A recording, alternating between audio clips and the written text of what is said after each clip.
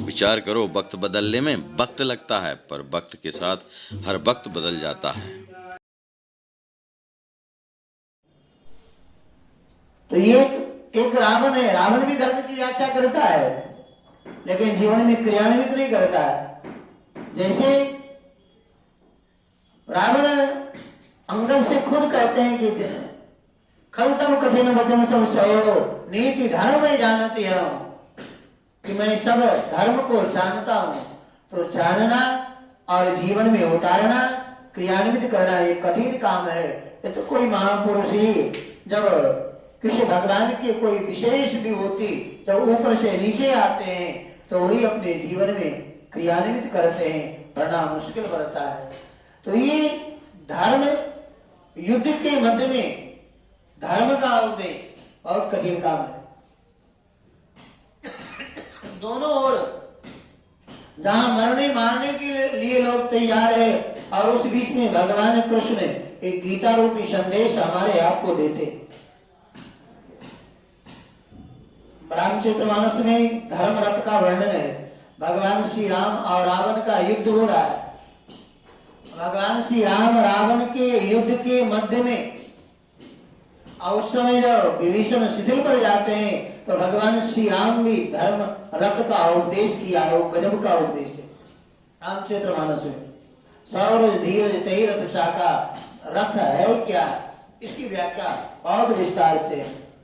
और युद्ध के क्षेत्र में भगवान को कोई याद करे, कोई भक्ति कर सकते हैं, वरना सबकी बस की बात नहीं।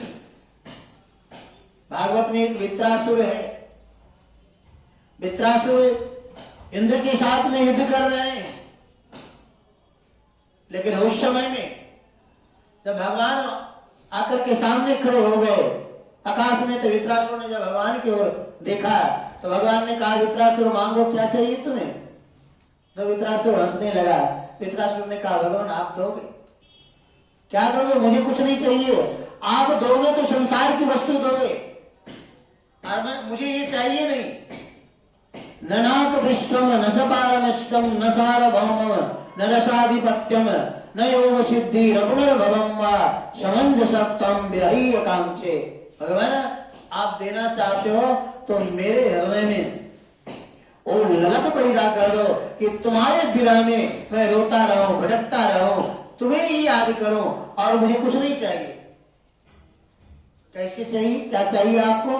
तो वित्रासुर का एक श्लोक और बहुत ही प्यारा है जो भागवत का प्राण है।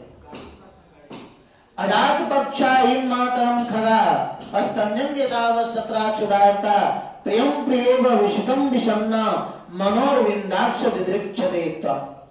भगवान मैं आपको ऐसे ही निहारता रहूं, देखता रहूं।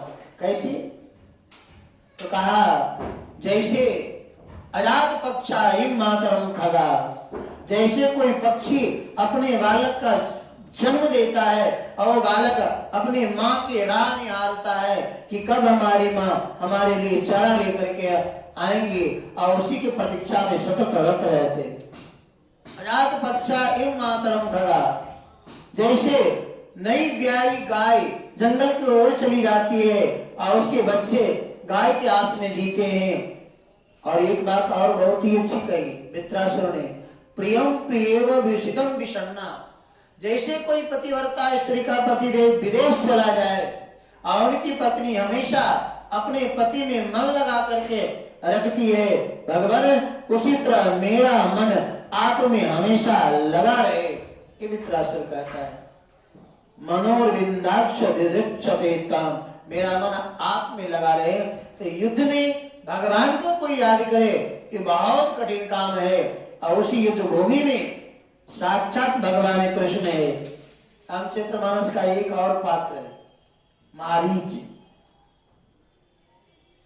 मारीच तो रावण के कहने पर भगवान श्री राम जी के पास में आते, लेकिन आते आते जो उनकी ललक है, निज परम प्रीतम देख लोचन सुफल करी सुख पाई हो, श्री सहित कृपा निकेत अनुज समेत।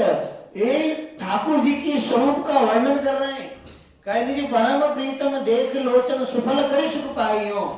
मारी जा तो रहे मरने के लिए, उनको पता है कि मुझे मरना पड़ेगा, लेकिन मेरे सामने मेरे मम पाछे धर धावत धरे सरासन बाण, मेरे पीछे दौड़ेंगे परमात्मा।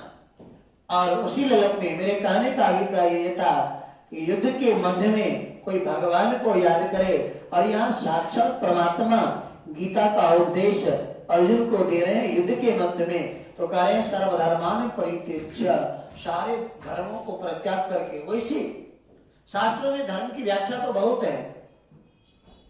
मीमांसाकार जैमिनी ने अलग धर्म की व्याख्या किया है, वैशेषिक दर्शन के महर्षि कणाद ने धर्म की व्याख्या अलग किया है। ये न्याय शास्त्र के प्रणेता गौतम जी ने धर्म शब्द की व्याख्या अलग किया है, लेकिन भागवत में श्री वेद व्यास जी ने जो धर्म की व्याख्या किया है, ऐसा व्याख्या किसी ने नहीं किया। धर्म क्या है? तो कहा सर्व पुंसाम परो धर्मो यतो भक्ति रुक्षते। कहा धर्म वह है कि परमात्मा के चरणों में प्रेम हो जाए। आप घर को छोड़ करके आइए, जंगल में तीर्थों में आइए और वहां आकर के भी संसार में लगे रहिए, तो सब आना व्यर्थ है। ये वहां से घर से आने के बाद यदि आप भगवान के चरणों में आपके मन में प्रेम है तो वो सफल है। सावई पुंसाम परो धर्मो यतो भक्ति रुक्षते। और हमारे श्री राम बल्लभाचरण जी महाराज के जीवन में यही देखा गया। बगल में घर था बाराबंकी, अयोध्या को से कोई ज्यादा दूर नहीं है, लेकिन जब से घर से आ गए, अव्यक्त वेश ले लिया, तब से फिर घर नहीं गए। सारा जीवन गुरुदेव की सेवा में लगे रहे। कल का चरित्र हम कल आप लोग को बता रहे थे, जब जेल से निकले तो जनकपुर से संदेश आया कि महाराज आप जनकपुर आए। तो महाराज जी कहीं भी जाते थे तो अपने गुरुदेव के आदेश लेकर के जो चित्रपट रखा था वहां पर कागज में लिख करके डाल देते थे, और वो उठाते थे। यदि वो स्वीकार कर लिया, हाँ कर दिए, तो जाते थे। एक बार की घटना है, जब जनकपुर से इनके पास संदेश आया तो इन्होंने मना कर दिया। श्री राम बहादुर सिंह जी महाराज श्री के गुरु भाई थे, तो उन्होंने कहा कि देखो अभी हमारे गुरुदेव का आदेश नहीं हो रहा है, मैं अभी जनकपुर नहीं जाऊंगा। तो वो उस समय के जो संत थे वो वहां जनकपुर से आए और महाराज से कहा कि नहीं, आप हमारे सामने अपने गुरुदेव भगवान से प्रार्थना करिए, देखिए गुरुदेव आपको कैसे आदेश नहीं देते। तो उनके हट करने पर जब दोबारा उन्होंने गुरुदेव से आदेश मांगा तो आदेश मिल गया। तो फिर उस समय में यहाँ से जनकपुर गए और जानकी महल के जो पुजारी जी थे उनसे कहा कि हमको उन ठाकुर जी का दर्शन करवाइए, किशोरी जी का, जो किशोरी जी श्री सूर्य किशोर जी महाराज को दर्शन दिए थे। रात्रि में घटना यूं घटी थी कि जो पुजारी भगवान को शयन कराते हैं ना मंदिर में, तो उस रोज किशोर जी जो श्रृंगार किए थे, पुजारी ने क्या किया, तो श्रृंगार उतारा नहीं और ठाकुर जी को शयन करा दिए। तो रात्रि के जब 12 बजा तो रात में श्री सूर्य किशोर दास जी महाराज को किशोर जी ने स्वप्न दिया कि देखो मेरे श्रृंगार नहीं उतारा गया है और मेरे नाक में जो नथिया लगी थी उस नथिया से हमारे नाक छिल गया, इसलिए आप ये श्रृंगार उतरवाओ। तो रात के 12 बजे में दोबारा मंदिर खुला और मंदिर खुलने के बाद फिर किशोरी जी के कक्ष में शयन कक्ष में गए पुजारी जी और देखा तो सही में उनके नाक से नथिया नीचे गिर गया था और किशोरी जी के जो नाक था वो छिल गया। तो महाराज जी ने कहा कि हमको उन्हीं किशोरी जी का दर्शन कराओ जिनके नथिया से नाक छिल गया था। तो जनकपुर में जानकी महल में आज भी वो ठाकुर जी किशोरी जी वहाँ उपस्थित है जानकी महल में। तो वहां उनका दर्शन किए और विवाह पंचमी उस समय में जनकपुर के मनाए और वहां से फिर महाराज श्री लौट करके अवध को आए। अयोध्या की बहुत सी घटना है। श्री राम बल्लभाचरण जी महाराज के जीवन में एक से एक घटना घटित हुई है अवध में। अवध के संतों के द्वारा उनका कई प्रसिद्धि थी वो सब उनको मिला। और संत ने बहुत प्यारा, एक बार अवध धाम में उनकी इतनी निष्ठा थी, ये मनिकापुर है बगल में, वहां के राज परिवार यज्ञ करवा रहे थे, तो अयोध्या आए और अयोध्या में आने के बाद सभी संतों को निमंत्रण दिया कि आप सब यज्ञ में आइए। महाराज श्री के चरणों में गए कि महाराज आप कृपा करिए, आप भी यज्ञ में पधारे। महाराज जी ने मना कर दिया। महाराज ने कहा कि देखो मेरा नियम है कि मैं सरजू जी के उस पार नहीं जाता। हाँ कहो तो हम अपने प्रतिनिधि के रूप में किसी को भेज दे, लेकिन मैं अवध को छोड़ करके उस पार अब जाने का मेरा नियम नहीं है, मैं नहीं जा सकता यज्ञ में। और नहीं गए। महाराज श्री राम वल्लभासन जी महाराज अवध में निष्ठा की उनकी एक बहुत अच्छा वो कथा सुनाया करते थे अपने शिष्यों के बीच में। वो कहा करते थे कि एक बार एक व्यक्ति आया अयोध्या वास करने के लिए। तो जब अयोध्या वास करने के लिए आया तो सरजू जी के तट पर घूमते रहे। तो संजोग से एक अयोध्या वासियों से मिले, तो उसने पूछा कि महाराज आप यहाँ घूम रहे, कहां से आए? तो उन्होंने कहा कि महाराज हम बाहर से आए। तो आप यहाँ निर्वाह कैसे करेंगे? तो कहा जैसे ठाकुर जी रखेंगे। तो कहा भोजन की व्यवस्था तो आपको चाहिए, क्या खाएंगे पिएंगे?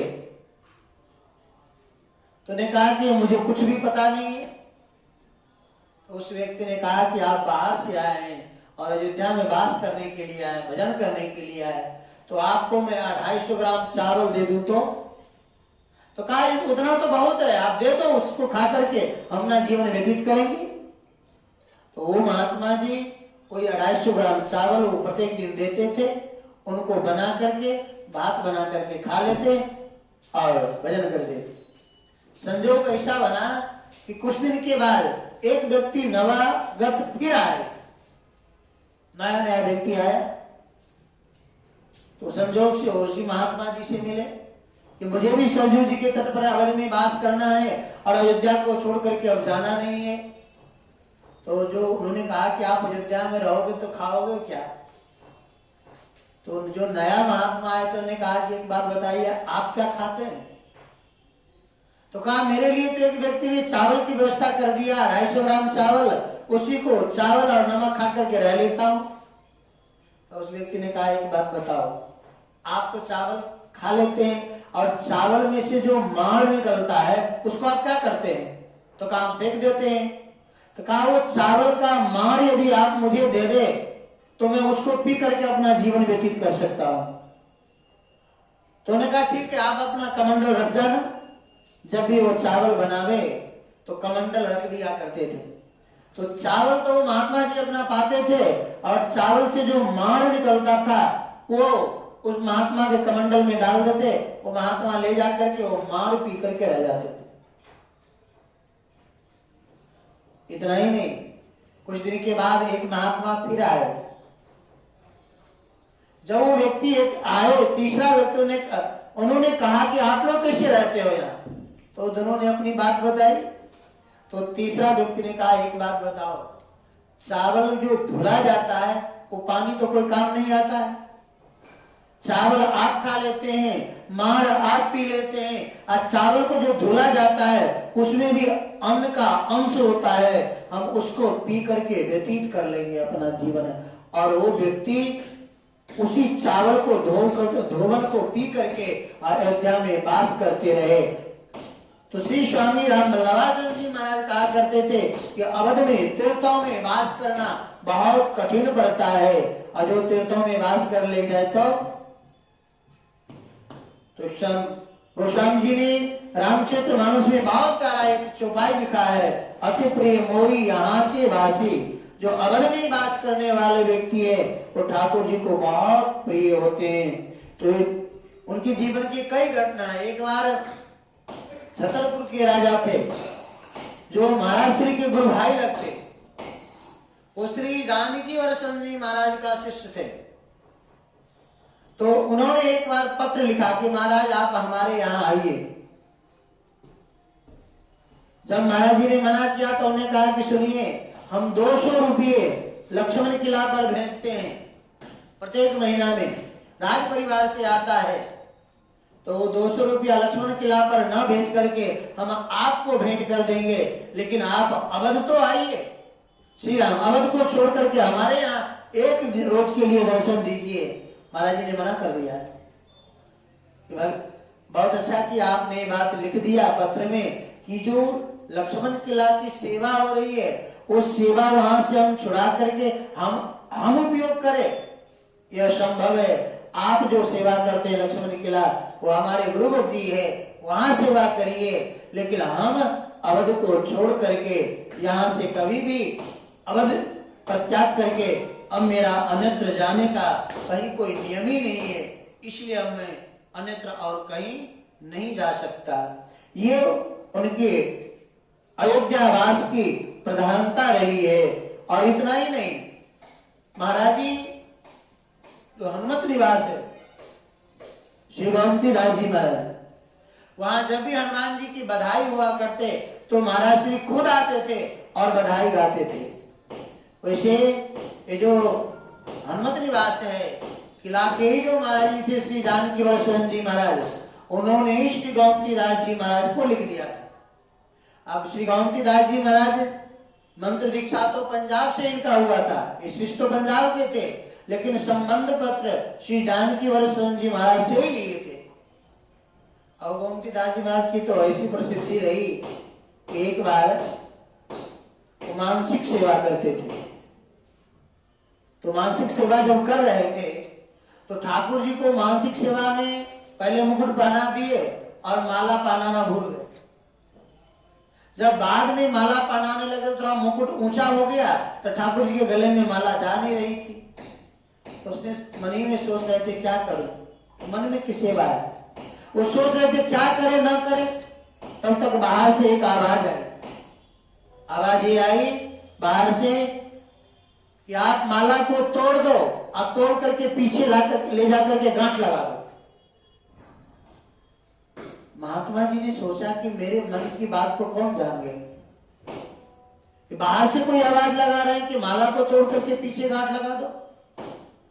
उन्होंने मानसिक सेवा में ठाकुर जी को माला पहनाया, पीछे लाकर ले जाकर के गांठ बांधा, भोग लगाया, आरती किया, और उनके मन में इस बात का कोलाहल मच गया कि बाहर से आवाज किसने लगाई। वो निकल करके बाहर आए। जब निकल करके बाहर आए तो बाहर आने के बाद चारों ओर देख रहे थे तो और कोई नहीं दिखाई दिए। एक भंगी था झाड़ू लगाने वाला, वो दिखाई दिया। तो उसने कहा कि महाराज जी आप इधर उधर क्या देख रहे हैं। श्री गोमती दास जी महाराज ने कहा कि एक बात बताओ, यहाँ से कोई महात्मा निकले हैं क्या? कहा नहीं। तो कोई महात्मा नहीं निकले तो आवाज किसने लगाई कि माला को तोड़ करके और पीछे गांठ लगा दो? तो झाड़ू लगाने वाला व्यक्ति ने कहा महाराज क्षमा करना, वो आवाज तो मैंने लगाया था। तो महाराज ने कहा कि तुम मेरे मन की बात को जान कैसे गए? तो कहा क्षमा करिएगा, मेरा जन्म अवध में हुआ, अयोध्या में जन्म लिया, और जिस दिन से जन्म लिया और कुछ नहीं किया, जिनसे मैंने होश संभाला, सरयू जी के स्नान करता हूँ सुबह 4 बजे, और स्नान करके हाथ में टोकरी और झाड़ू लेकर के पूरे अयोध्या के गलियों में झाड़ू लगाया करता हूँ। और वो इसलिए लगाता हूँ कि पता नहीं कब किस मार्ग से ठाकुर जी रामलला निकल जाए, और उसी का प्रभाव है कि आपके मन की बात को मैं जान गया भगवान, नहीं तो वरना मेरे अंदर क्या क्षमता। गोमती दास जी महाराज ने सतत नमन किया और वहां से फिर अपने कक्ष में चले गए। महाराज श्री गोमती दास जी महाराज उस समय के सिद्ध महापुरुष थे। तो मेरे कहने का अभिप्राय, कभी अयोध्या के उस समय में वो जो एक काल था, कभी कभी भक्ति का भी एक काल होता है। एक समय होता कि जिस समय में मीराबाई, गोस्वामी तुलसीदास जी महाराज, सूरदास जी महाराज, ये जितने बड़े बड़े आचार्य थे, श्री स्वामी युगलानंद जी महाराज, राम बल्लभासन जी, अवध में कई ऐसे महापुरुष थे जो विराज रहे थे। तो संतों का जीवन बहुत विचित्र होता है। अंतिम में एक बार जब अंतिम अवस्था आई श्री स्वामी राम बल्लभासन जी महाराज के, कहा तो बहुत हंसते थे। तो लोगों ने तरह तरह की आपने आकलन किया करते, क्यों हंसते हैं, क्यों हंसते हैं। तो एक बार जो उनके सेवा में रहने वाले व्यक्ति थे, उन्होंने पूछा कि महाराज आप हंसते इतना क्यों हैं? तो महाराज श्री ने कहा कि तुमको सही सही बता दूं कि मैं क्यों हंसता हूं? कहा बताइए ना। तो कहा हंसता इसलिए हूं कि एक वो समय था कि लक्ष्मण किला से सरजू ऋषि में दोनों हाथ में पानी भर भर करके 50 घड़ा पानी लक्ष्मण किला पर पहुंचाता था, लेकिन आज वो समय मेरे लिए आ गया कि मैं उठ करके एक गिलास भी अपने हाथ से पकड़ नहीं सकता। और ये हमारे आपके सबके जीवन के लिए है। हम लोग जो दौड़ते हैं, खाते हैं, खेलते हैं, कभी ऐसा समय आता है कि हम लोग बिस्तर से उठना मुश्किल पड़ जाता है। तो उसके बाद महापुरुषों की लीला विचित्र होती है। वो भगवत धाम को गए और ज्यादा कुछ न कहते हुए इन्हीं शब्दों के साथ वाणी का विराम। तो महाराज श्री का जो संतों का जीवन, महाराज जी का जीवन अपने गुरुदेव के अतिरिक्त, सेवा के अतिरिक्त और कुछ भी नहीं रहा। और संतों की सेवा करना बहुत कठिन काम है, मुश्किल काम है। जो महाराज श्री हमारे श्री कोठारी जी महाराज, श्री राम कुमार दास जी महाराज, यहाँ जो भी अयोध्या में बीमार संत दिखाई देते हैं, उनको ले आ करके अपने यहाँ रख करके भोजन, प्रसाद, दवा, दारू सब करवाते हैं। ये बहुत बड़ी बात है। इन्हीं शब्दों के साथ जय श्री राम। श्री राम जय राम जय जय राम।